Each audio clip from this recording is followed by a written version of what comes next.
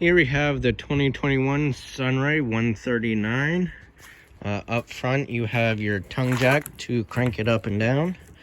You got your 7-way for your lights and your brakes, and then you got your breakaway cable here. That's like an emergency brake. For some reason, if it came off the ball and the chains failed, that would pull out and just lock up your brakes. Then you got your chains here. You have your propane tank here. This is a 20-pound propane tank, and it's all full and ready for you to go. All you have to do is just turn it on, and that runs your furnace, your water heater, and then you got your batteries up here. Or usually it has one battery. This customer paid for 2. Then your spare tires located under this platform up here. This is a nice big platform. You could store wood up here, or if you had a generator, you could put it up here as well to store it for traveling. This unit is also prepped for solar charging, and that's where you would plug it in. It's just a little solar panel that's on a tripod. All that is basically a trickle charger for your battery. So when you're dry camping or at a state park, your batteries won't die on you. Then on the side, you got stabilizer jacks on this. You have 4 of them, 2 up front and 2 in the back. You'll get your unit level side to side. Put blocks on the tires to do that. Then unhook and use the front tongue jack for front to back leveling with that. Once it's leveled, you'll crank those down until they hit the ground, or if there's blocks underneath them, until they're touching, and then you give it 1/2 to 3/4 of a crank. Just put a little pressure on it. You don't want to try and level the camper or raise it up with those jacks. They're only made for stabilizing.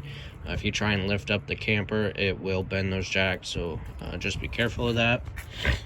Then this is the exhaust for your furnace. Just make sure nothing's in the way of that, and you don't touch it while you're using it, because that gets pretty hot. Up here, this is the drain for the sink inside. That you'll have to hook a hose up to it and put it in a bucket or some kind of container to get rid of the wastewater. Then you have a sewer outlet connection here, so that'll be for your toilet, and that I believe is also for the sink, the outside kitchen sink, so it goes into there. And all you have to do is just that cap unscrews. Then you put your hose up to it and put it into the campground sewer, and then you pull that valve, and then it will drain out. Then you got your power cord hook up here. This is a 30 amp unit. So when you're at home, when you go to a campground, make sure you ask for the 30 amp hookups. When you're at home, you can plug into an adapter to plug into the house outlet, or an extension cord to keep your batteries charged and get your fridge cold. The only thing you can't run is the air conditioner, because that requires the 30 amp service. So just be careful of that when you're at home. Then you got cable hookups here, so you can, if you got at the campground, if they got cable hookups, you can hook it up there and watch TV inside. Alright, you got a backup camera back here. Usually there's a dummy there. This customer had that installed, so we did that for them. Then you got the rear entrance right here. This it will be for the toy hauler section, so you can get your bikes or a kayak in here and strap it down. And it's a bigger door than the entrance one by a little bit, so you can get a bicycle in there. And you got your tie down straps there. Then you have your water connections here.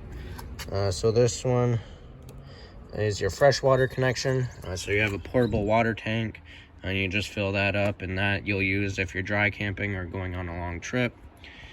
Then you got your city water connection here. So if you're at a campground, that's where you hook up the hose directly. Then your water heater's back here. That is gas only, and that lights on its own, so you don't have to come out and light anything. On this side, you got your outside kitchen here. So you just open it up. You got your fridge here. This is a 12-volt fridge, so this runs off your battery. Just be careful when you're dry camping and using that, because it will drain your batteries pretty quick. Then you got your sink right here, and then you got your cooktop with 2 burners, and it does have a sparker right here. Then you got your storage, then light switch here.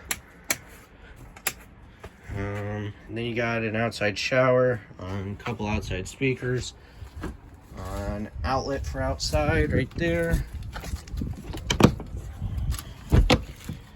Then the other stabilizer jack right there. Now we'll go inside.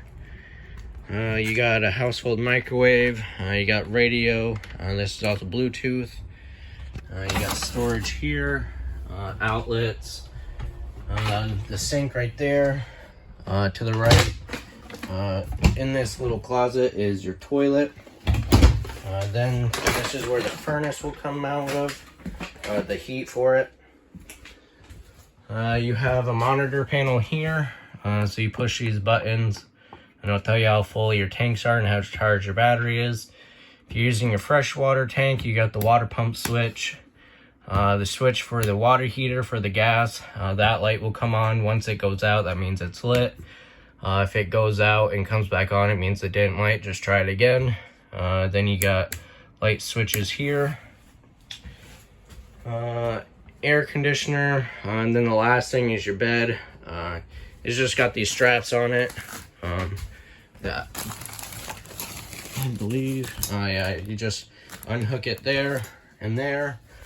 Pull these legs out and it folds down into the bed, and then you can put it up to store stuff in here. Last thing, right here, this is your converter. This just has your fuses and breakers in here. A bunch of storage. And then last thing, your thermostat right here.